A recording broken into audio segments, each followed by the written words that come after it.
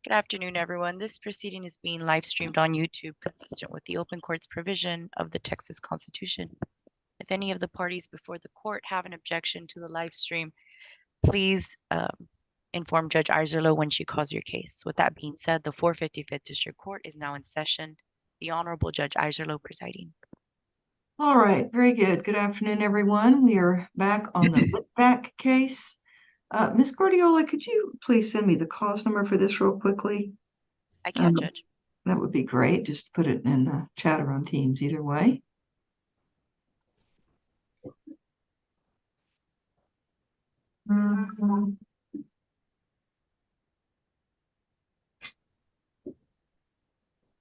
Okay, we're here in D-1-FM-22-007128.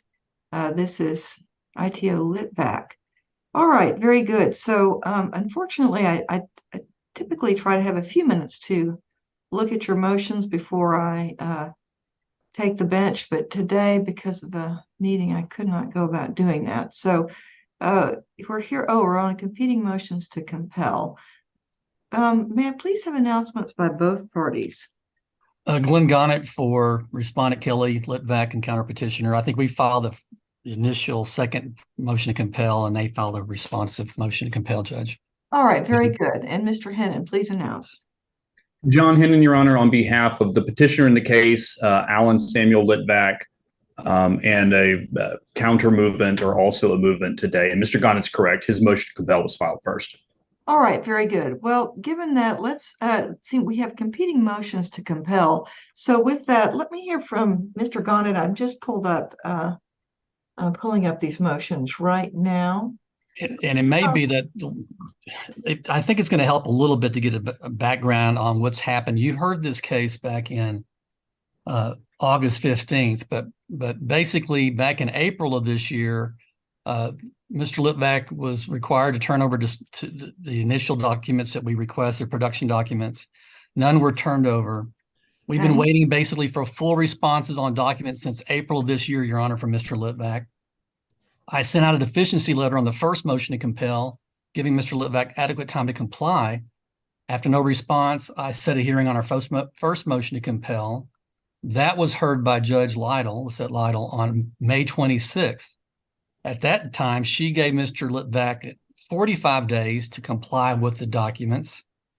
But I had to send out yet another deficiency letter for a second motion to compel on August the 3rd to Mr. Hennon. He had changed attorneys. You heard on August 15th our motion to enforce the standing order, as well as Mr. Hennon's motion to de novo the marital sell the house. And you made rulings, and one of which was to have the parties supplement their discovery on September 8th, which Ms. Litvack did timely. Then during that time, I believe the time frame is that Mr. Litvack sent us a second request for production of documents, which we complied with and responded to. I filed I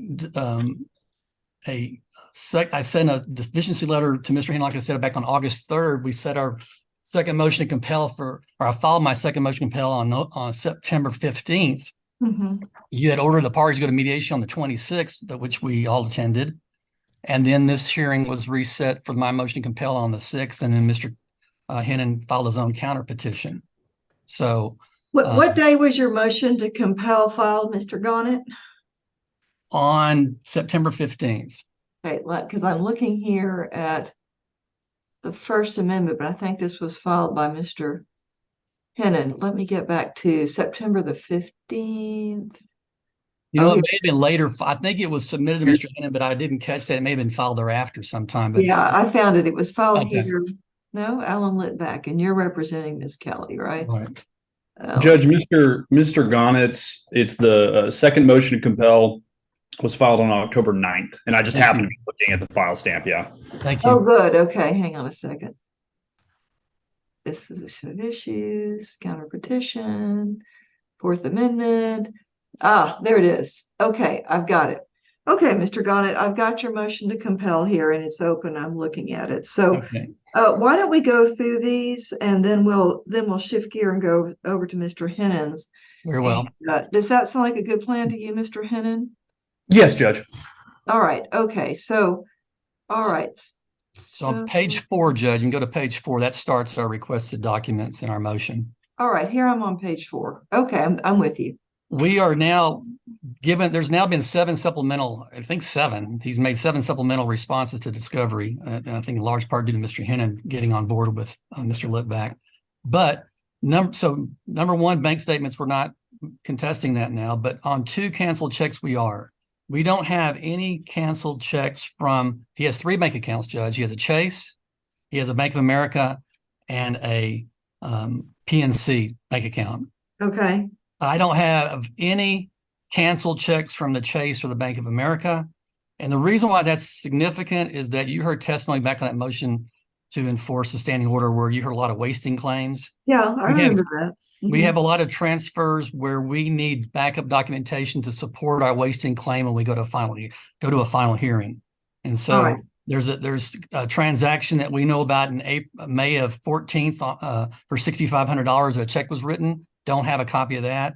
We know there's an $800 check written to Wills, Texas. I believe that's on the Chase. Both of those were possibly on Chase, that we don't have any kind of canceled checks. So we need canceled checks for those 2 accounts, Chase and Bank of America. All right, let me hear from you, Mr. Hennon. Is that something we can get to them? I mean, it does seem like they would be entitled to that. Let me hear your views. So, Judge, essentially what Mr. Litvak has produced over a handful of different supplements is many canceled checks, many records relating to request for production number 2, all for PNC Bank. Mr. Litvak has the story here. The short version of it is he had a Chase account that got closed. When it got closed, he opened a Bank of America account. That account also then got closed, I believe, late March of this year. And then he opened the PNC Bank, which is his current bank account. He has produced everything relevant to this question for PNC. He cannot access, and this position has been taken by Mr. Litvak for quite some time. I think it was even mentioned at the last hearing in front of you, even though that wasn't really a compel hearing.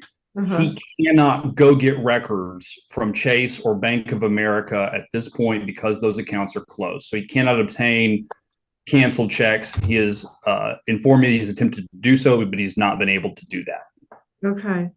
I can respond to that, Judge. We have had that kind of discussion. I think Ms. Litvak actually heard that, went ahead and did her own investigation and found he can present himself in person and get these documents. There's nothing compelling, nothing preventing him from doing that. He just needs to go to a local branch and make the request. Those were his accounts. Yes, they're closed, but he still has access to them, but he's failed to actually do that. Mr. Hennon, what about that? I mean, it does seem like some banks will sometimes do require that in person. Is that something he's undertaken?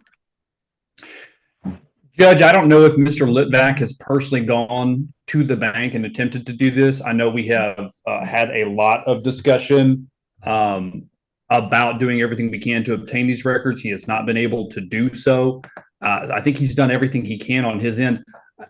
And I may say this too many times today, or I may decide just not to even bother with it, but I also don't know what it matters. And I don't want to say that canceled checks are not relevant to a divorce, but this is a very small estate that is dwindling on a daily basis with the litigation that exists. And my response, Judge, is given the nature of the estate that we really only have a house, we have 3 crypto accounts, case files. You'll hear about that in a little bit. Yeah. But there's a bank, I mentioned earlier, there's a check that he wrote for $6,500. That is significant. That's a substantial sum that we don't know where it went or to whom. And it goes right into our wasting claim assertion that we need to be able to verify this. Yeah. All right. So, Mr. Hennon, I don't quite know what to say about this. I do think that banks will get checks from closed accounts. Cancel checks from closed accounts. Maybe Mr. Litvak does need to take that extra step and go down there. And I hear what you're saying. It's a small estate.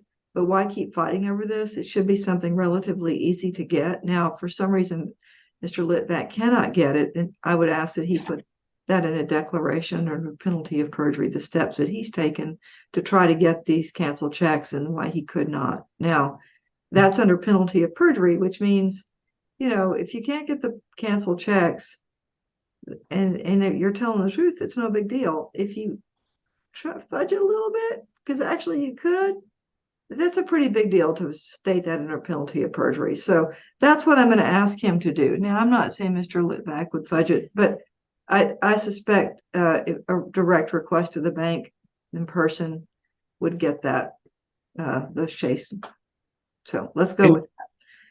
Judge, just so I do my client due diligence, I am looking back at records. He has gone in person. My clients informed me he's gone in person repeatedly to attempt to do this. I understand the court's position. I think a declaration is a good idea, and I do not resist that. But that has been done according to Mr. Litvak. Well, let's go on and have a declaration then of the steps that he's taken under penalty of perjury to try to get this, and attach any communications that he's had from the banks, emails or letters that just say we can't get to this anymore.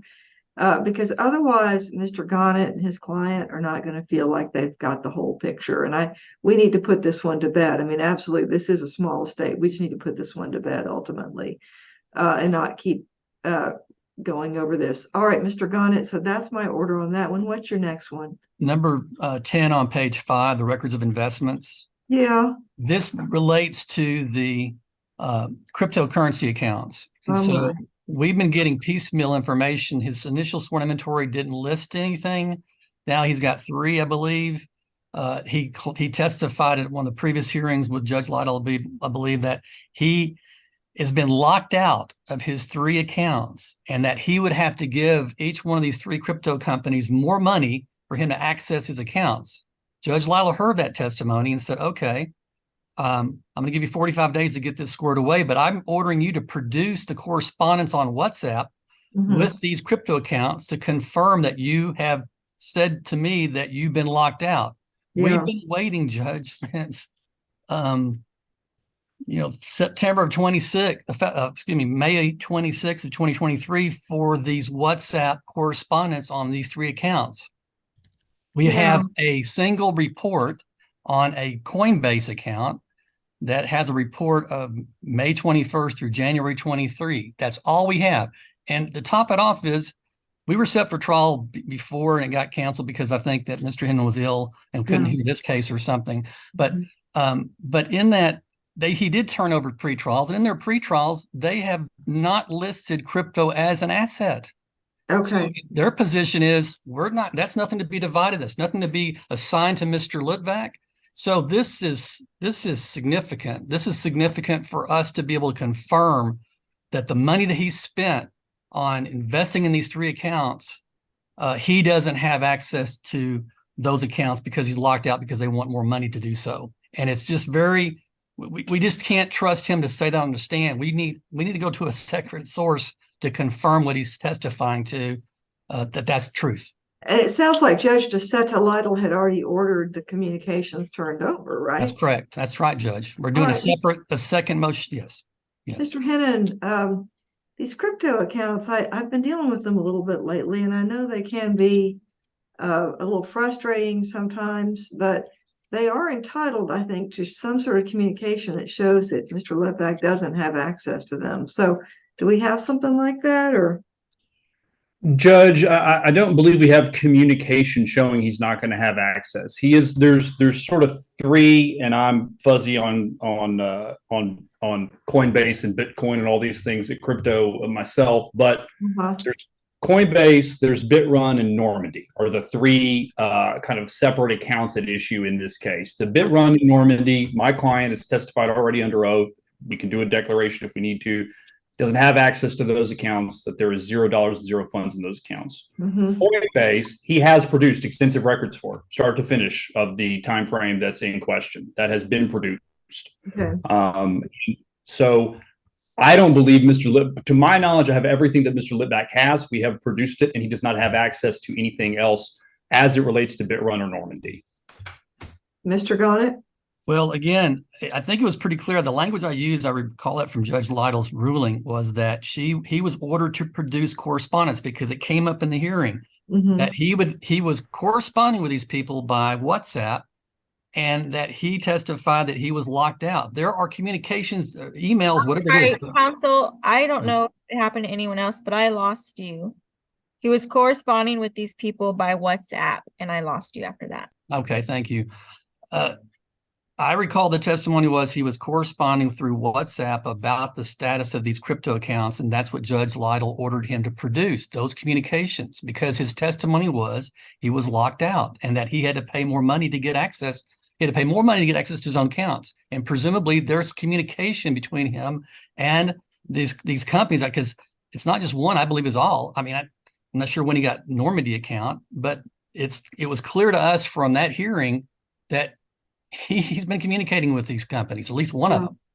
Mr. Hennon, I wasn't present in Judge DeSoto Lytle's court for that hearing, but to the degree there has been discussion of WhatsApp, I do think they're entitled to it. Whatever Mr. Litvak has had, this doesn't actually ever get any better, Mr. Litvak. This is, we do need you to be forthright with this, because these crypto accounts where people start alleging they can't get to stuff, it can end very, very, very badly for a litigant. Okay. So let's think about it a little bit. Really? We don't have you're locked out of these accounts and there's no communication showing this, sir? I don't believe that. So go in and get your attorney, whatever communication you have, if it's on WhatsApp or if it's on emails or whatever you have, they need more information that really, really shows what's going on with these accounts. Because as I said, with this crypto stuff, I can't get to it and I don't know anything about it does not end well for litigants. Okay. So go in and get that to your lawyer and turn it over to Mr. Gonnet. All right. Thank you, Judge. Okay. What else?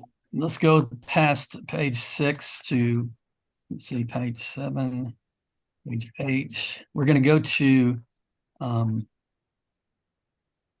page 9, number 19, real estate. All right. So what we're missing is the house is the big asset. We Okay. have received some statements from based on, let me back up a little bit. Mr. Litvak went and purchased a house on his own without Ms. Litvak being part of it. She's not on any paperwork. He's the one who has sole control over the mortgage company and all those documents. He's turned over some of the mortgage statements, but we don't have the current ones, I think, beginning since I don't have the current balance on the payoff on the mortgage as of October, or I think it was from June through October. I don't have the current payoff. That's a huge issue in the case, the house. Right now, it's basically on the market. But we don't have that number. I can do some deductions from prior statements, but I don't have statements since June. Mr. Henning, can we get the current payoff on that mortgage? We can, Judge. I'm looking at a long list of everything that's been produced in relation to the real estate number 19. Yeah. I'm just trying to make sure that is, I'm sorry that it's voluminous here, but I'm trying to be accurate. No, I appreciate it. We have produced a lot of mortgage statements. It looks to me like maybe the more current one was late spring of this year, though, and I'm not sure why that is. So that can get rectified. Okay, let's go on and get the current payoff, because it's I know how it is with Discovery. You make the big effort, you scan all the things, but that late spring date is now looking a little stale. So get them all caught up on that, and they do need that. Okay. What else, Mr. Gonnet? Page 11, Judge 26, criminal charges.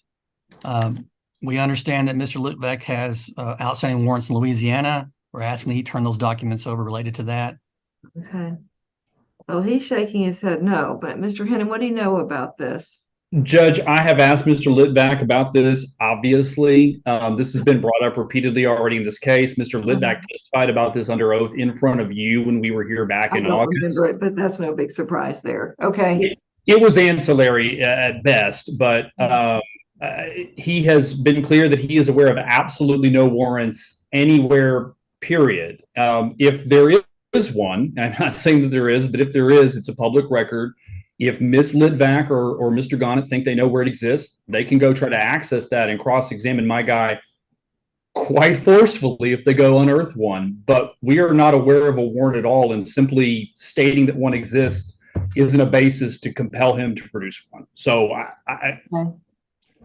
Well, let's go on and put that in the affidavit that there isn't one. That then they can close the door on it. And he's shaking his head, so I assume he doesn't have one. But under penalty of perjury, and that's the only way they're going to put that one to bed. Now, like you say, if they go out and find one, then, ooh, not good, not good, not good to perjure yourself in court. But anyway, that's what Mr. Litvak needs to do.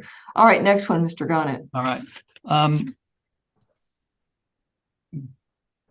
Physical health. So I'm going to pass over the issue related to gifts and loans because I think it's really going to come out through some Cash App and Venmo and Zelle stuff that's requested later. So it's kind of duplicative. The physical health, there's an allegation that Ms. Litvak assaulted Mr. Litvak. He has a pending protective orders case in Travis County. Yeah.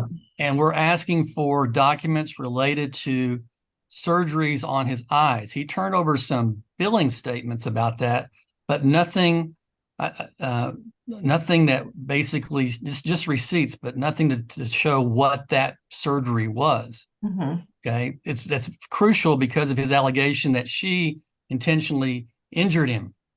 We want to know what procedures were we want the documentation that shows what procedures were provided to him regarding his eye surgeries. All right, Mr. Hennon, how do you respond to that?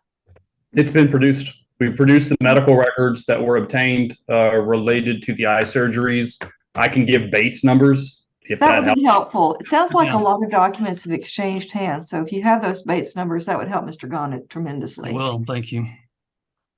So I believe, let me make sure, I believe that's going to be Bates numbers 1212 through 1260. And that includes not only just bills, but actually the procedures that were performed. I mean, I'm trying to look at how it's Bates right now. That's not the only thing that's been produced in response to the question, but Judge, I think what may help us is there's a Man Eye Institute that we believe conducted the surgeries. And I think we can't get that without him signing off on some kind of release. I would ask that he be ordered to sign a release so I can get those independently. Okay. That is kind of the gold standard, Mr. Hennon. What's the situation? Could we just get a release on this instead of? I just think they've been produced. I'm looking at what's Bates March 1212. Well, let me do this. I'm happy to look at those Bates marks, and if I think that they're sufficient, then I'm not going to insist on the release. Is that good enough, Judge, to do it that way? Or I know it's kind of. Well, I'd like to know now, rather than you'll have to come back. But I mean, if Mr. Hennon's saying, they're produced, then I mean, he's right. There's no reason to keep kind of going after the same piece of discovery. So why don't you look at that and see if what you have satisfy it? Is that on the 7th supplemental? I don't know where that's going to show up. That's from a 5th supplement, Mr. Gonnett, sorry. Okay. That was sent on October 9th of this year. All right. I'll take a look at that, Judge, and we can come back to that afterwards. Okay. All right. What's next? So the 37 email communications, page 14. This goes along with our waste claims with regard to communications with these women that are listed. There's the only correspondence we have from Stacey Austin. We're requesting Jessica Weller, Stephanie Amick, Jackie Muir Harder is an email or a few emails from Jessica Weller. That's it. So we know that there's communications. We think that supports a waste claim, and we're requesting those, Judge. All right, Mr. Hennon. So, Judge, regarding, sorry, I'm trying to find the right place. Request for production 37. Yes. If you look, I mean, as it is quoted in Mr. Gonnett's motion there on page 14, this is a heck of a question.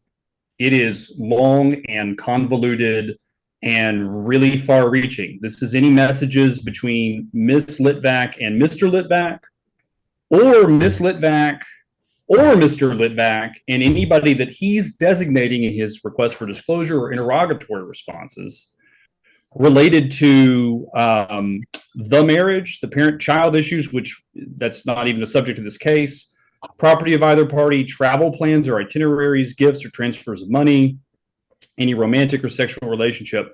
I mean, That's it's a broad. very, That's sorry, where it's specifically in my motion. We were asking him to provide those emails and text messages between himself and those paramours that we're alleging are sexual partners. So we're tailoring it to those specific people. What if it's tailored? Does that make it a little better, Mr. Hennon? well, it's not tailored Yeah, at but all. he's saying he And- will tailor it. That's what he's saying, is he's going to limit it.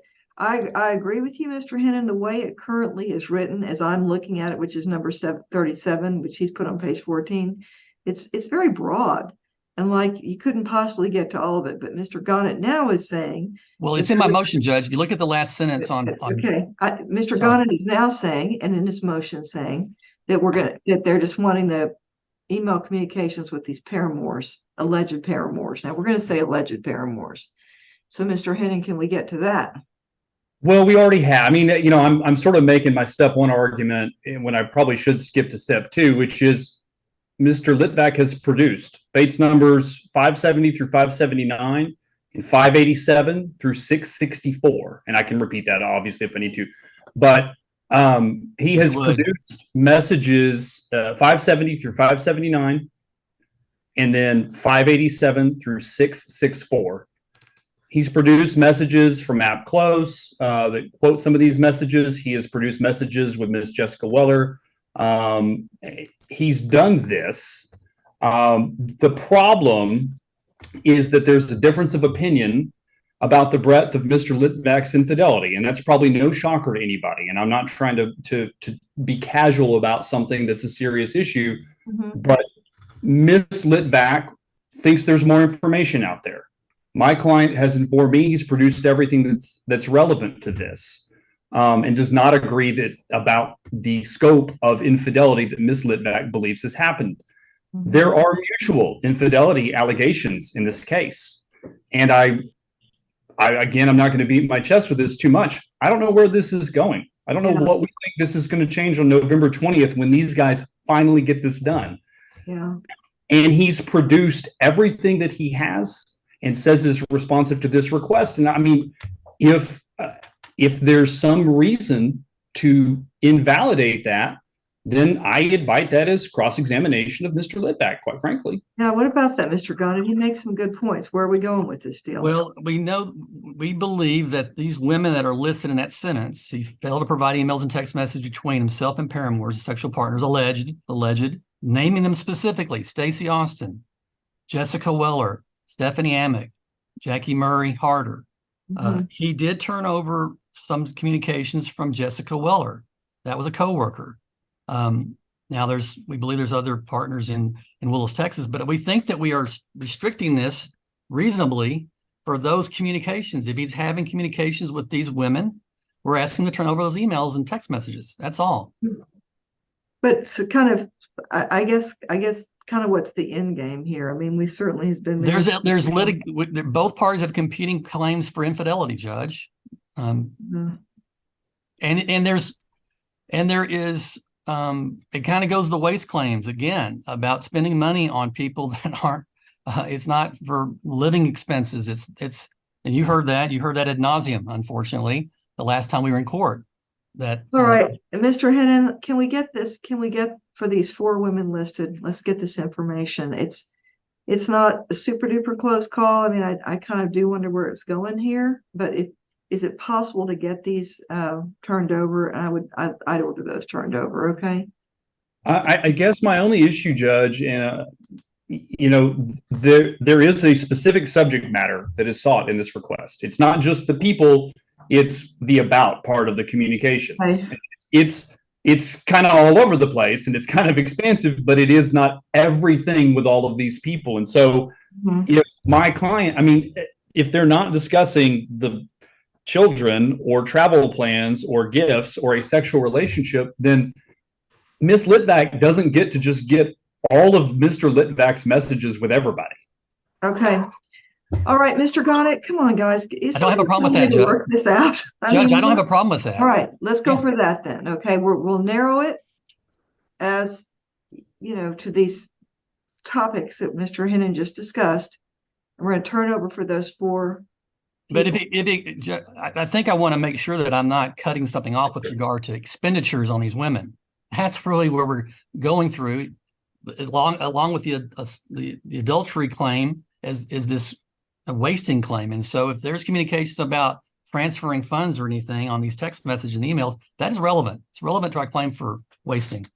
Okay, let's get any emails that have information about spending money or itineraries or, waste claims pertaining to these 4 alleged paramours. Thank Okay. you. And Judge All right. number, sorry. Go ahead. Next one is 39, online dating services. There's lots of expenditures related to dating apps. So we're asking for him to turn over his profiles and correspondence that would include Tinder and the perfect match. Haven't received anything like that I'm aware of. Okay. So I remember the dating services being a concern, and I remember ordering him not to spend any more money on those. I don't quite know where you're going for with the profiles, though. Tell me how That kind of links up with regard to what it just gives more information about what his intent is to get on these sites. Maybe it's pretty much stated just for the nature of what he's doing with these sites, but it gives a background detail to that request. Mr. Hennon? We've provided documents, Bates number 665 through 668.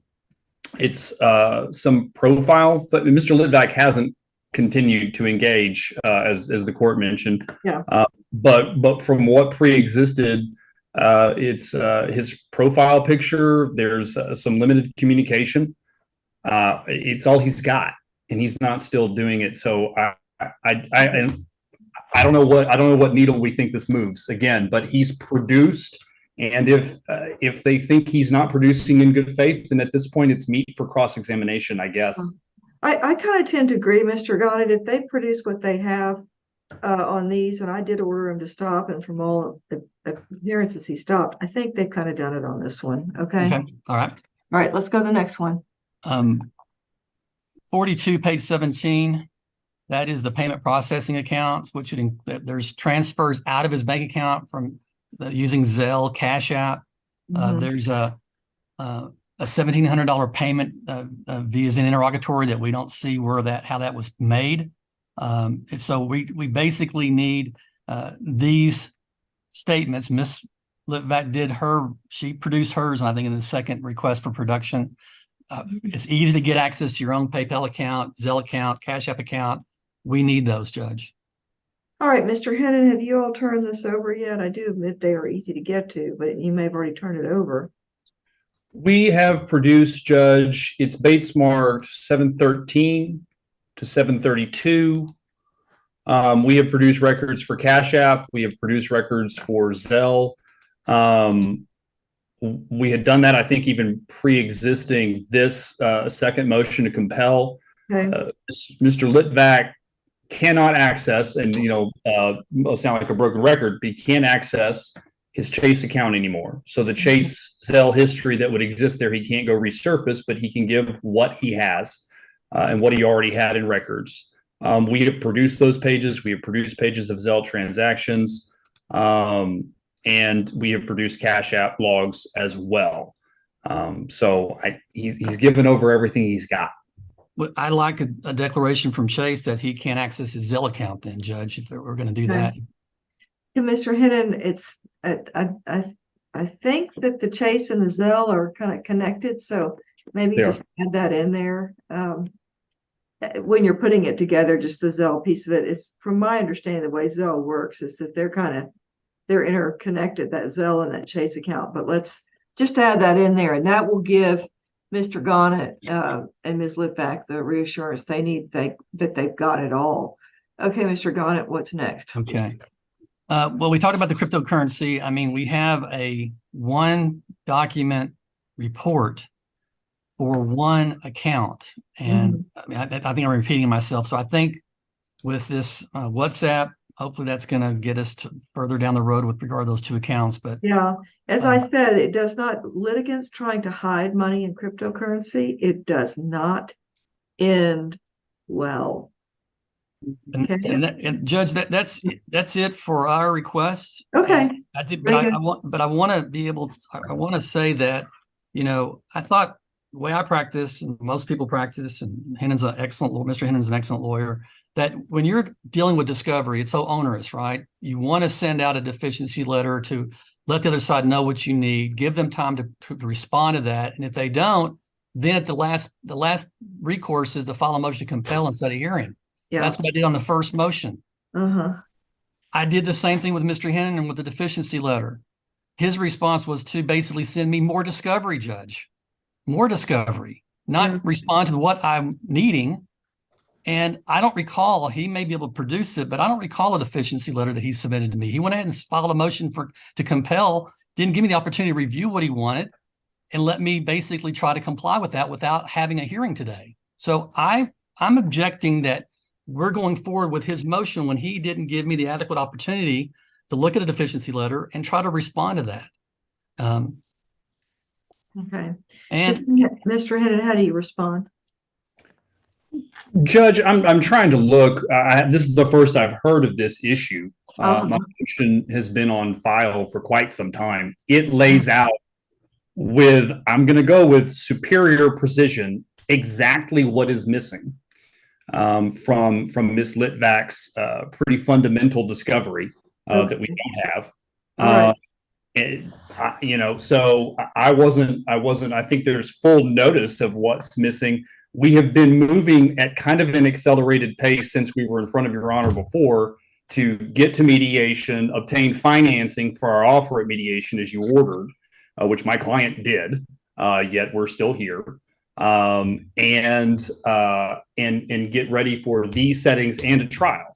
So, I can look, but it's pretty fundamental stuff we're asking to be compelled. That's all right. We're going to go ahead with Mr. Judge, if I could respond, Mr. Gannett, no, we're not. We're going to we got to go. So I need you to put an order together for me on the ones that I just granted pertaining to you, Mr. Gannett. And I'm also asking, Judge, for my motion that there's got to be consequences for him to continue to delay this. I know you're doing an instrumental job in trying to make this case go forward. I don't know if this is possible for us to have a trial on the 20th.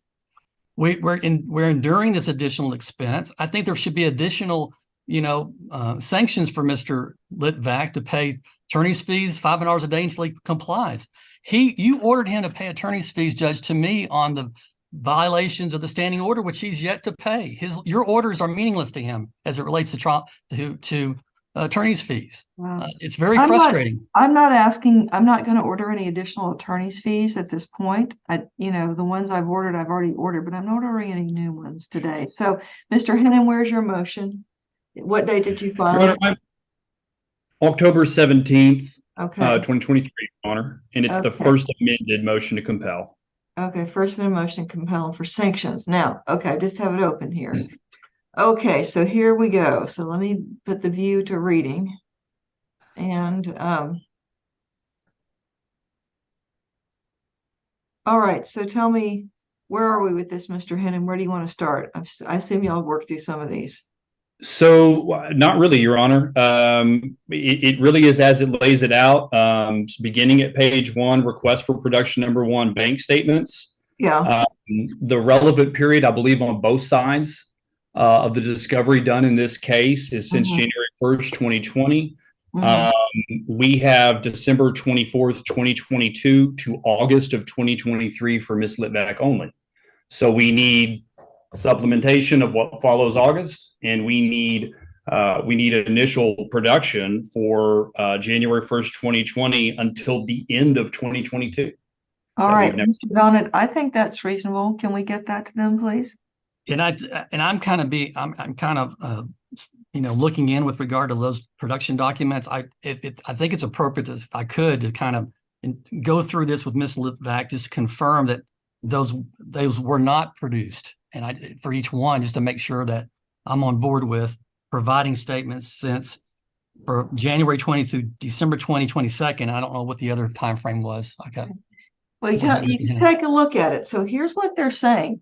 they're saying, look, we did get bank statements, but they go from December 24th of 2022, which is not quite a year ago, all the way until August 23rd of 2023, which is, we're not really in trial yet. So he's saying, look, I need September, October, now we're getting into November of 2023 bank statements. But the relevant period goes all the way back to January 1st of 2020. So I need bank statements for all of 2020 and all of 2021, and then the first 11 months of 2022. Is that right, Mr. Hennon? That's correct, Your Honor. Okay, so.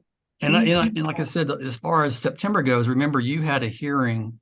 You had the parties provide documents through by September 8th. And so the statements that she produced were through August, which was consistent with that. I understand what you're saying. We want September, October 11th, and November now. Got it. And we want January 20 through December 2022. Okay. Yeah. Get those, and then we'll be A-okay. So I'm going to order those produced. What else, Mr. Hennon? Request for production number 2, Your Honor, essentially a similar request discussed earlier on the other side, canceled checks. We have them for the period of September 9th of 2021 to August 18th of 2023, but again, not before and not after. So, all right. So canceled checks are the same kind of thing, Mr. Gonnet. That same time frame, as I'm saying, basically 2020, 2021, and the first 11 months of 2022, and then filling in on the back end that September, October, November. Yes. Okay. All right. Let's go to next one, Mr. Hennon. The next one, Your Honor, is regarding debts. Now, we did very recently get I think 2 or 3 pages of what is part of a credit report for Ms. Litvack. I think part of it is referencing the timeshare, but I don't think we otherwise, we don't really have any other records from Ms. Litvack on RFP 13. Okay. All right. So Mr. Gonnet, it seems like they've gotten some information here on debts, but they don't have everything they need starting with January 1st of 2020 to the present. So is there some way we need to get those to them? Okay. All right. So I'm ordering those turned over. Next. And that's number 13. Yes. Okay. And now, Mr. Hennon, what's your next one? Judge, we can skip number 16. Okay. Number 17, we don't have any documents related to Ms. Litvack's monthly expenses. A pretty fundamental request. Yeah. They're going to need that, Mr. Gonnet. They can't go forward without that. So we need any documents that show her monthly expenses. And I don't know exactly what that would look like, but groceries, rent, gas, utilities, things of that nature, her monthly living expenses. Okay. Okay. Does he want an updated budget, or does he want documentation that supports those numbers? What would he prefer? I mean, we can do a budget. He already produced a budget of ours that we produced in a previous hearing. He wants an updated budget that would show that. I don't know what's more relevant for him, but let me ask you, Mr. Hennon, what are you looking for? Supporting documentation or a monthly budget? Well, it would really, if I recall the request accurately, would be both. And I think that's what's been requested is, a budget for sure, and a current one at least. And the old one may still be current. I don't know that it's been produced in discovery, but we have it. We have it from a hearing. Yeah. But documents supporting that as well, which also probably relates to request 18, which is credit card and charge accounts. So we only have that for a small period as well. All right, so let's go on and get those updated, both, Mr. Gonnet. We need the budget, the supporting documentation, and that goes to 17, and then also the credit card and charge accounts of number 18. Those just, again, response is inadequate. Okay, because it goes from September 21 through August 18th of 23, but of course it needs to go back to January 1st of 21, then all of 21 and the first, and then all the way up until the current of 2023. Okay. All right. So that's number 18. What else, Mr. Hennon? So, Judge, request for production number 21, the financial statements. I'll be really honest. I have a lot of clients who don't have anything in response to this beyond what's really covered elsewhere in discovery. Yeah. There are a bunch of objections in Ms. Litvak's responses. If there are financial statements, ledgers, profit and loss, things like that have been prepared relevant, then I think we should be able to see them. If they don't exist, then we need, instead of 7 objections, we just need a statement that they don't exist, honestly. All right, Mr. Gonnett, where are we with this? I'm happy with the statement that they don't exist because of her nature of her work. I think she's her own. Yeah, I'll do that. Well, may confirm with her that she doesn't have any, because you don't want to say something that's not true. Right, So right. if she doesn't have any, remove the objections and just say doesn't have any. Right. If she does have some, remove the objections and answer. Okay. I'm getting text messages from my client. It's hard because of the Zoom nature of this hearing that she submitted all of her American Express and Chase bank records. So I'm not sure where the disconnect is coming, but given the nature of today's hearing, we can go back through that and see what they're saying they're missing. But anyway. Well, and there's also, just check it out and see, because remember, we're going all the way back to January 1st of 2021, and then we're going all the way forward to the present day. So that's, any little, if all that's been produced, great. If it hasn't, then just figure out what had been produced and produce it. It's not, shouldn't be too onerous with those card statements. Okay, what else, Mr. Hennon? Judge, I think we can skip to request for production 29. That's closely held corporations and or unincorporated business entities. As Mr. Gonnett mentioned, I think Ms. Litvak has her own businesses and business for herself. There are multiple objections again, nothing produced that I'm aware of. And so there should be something that exists, I would imagine. And so any documents relevant to, I see Ms. Litvak shaking her head, but any documents that are relevant to number 29, I think we're entitled to. Mr. Gonnett, where are we with this? And those are documents related to incorporations or partnerships and the like. Is that what that's really requesting? I mean, we can do a statement assuming that's the case. I don't recall her in my conversations that she would have anything like that. Well, if she doesn't, then just answer does not have and remove the objections. If she does, then remove the objection and provide the documents. Okay. So those objections were, I'm gonna throw the other attorney under the bus on the objections with the previous attorney she had. So anyway, okay. All right. What else, Mr. Hennon? Your Honor, we can skip to 44, which is legal and expert witness fees. Yeah. The issue I have here, I don't think that the fee statements are supplemented current. They may be or may be close.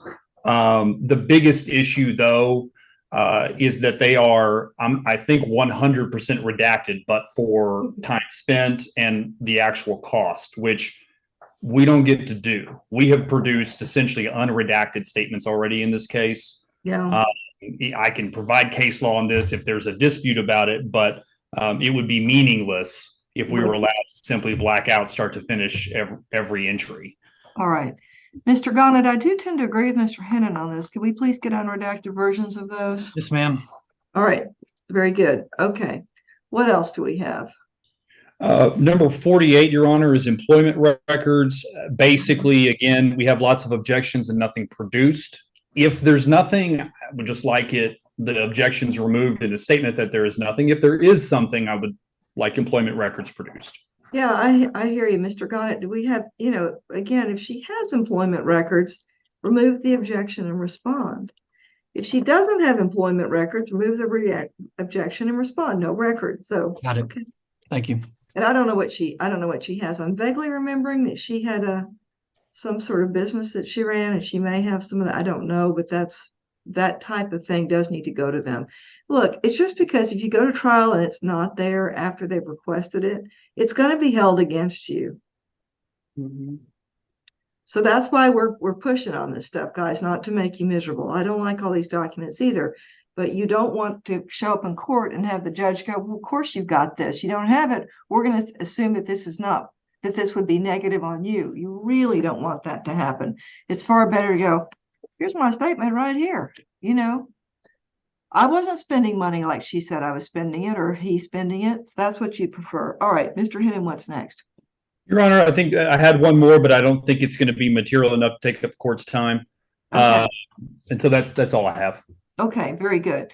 All right. So here's what I'd like you all to do. I am going to deny both sides' request for sanctions and fees.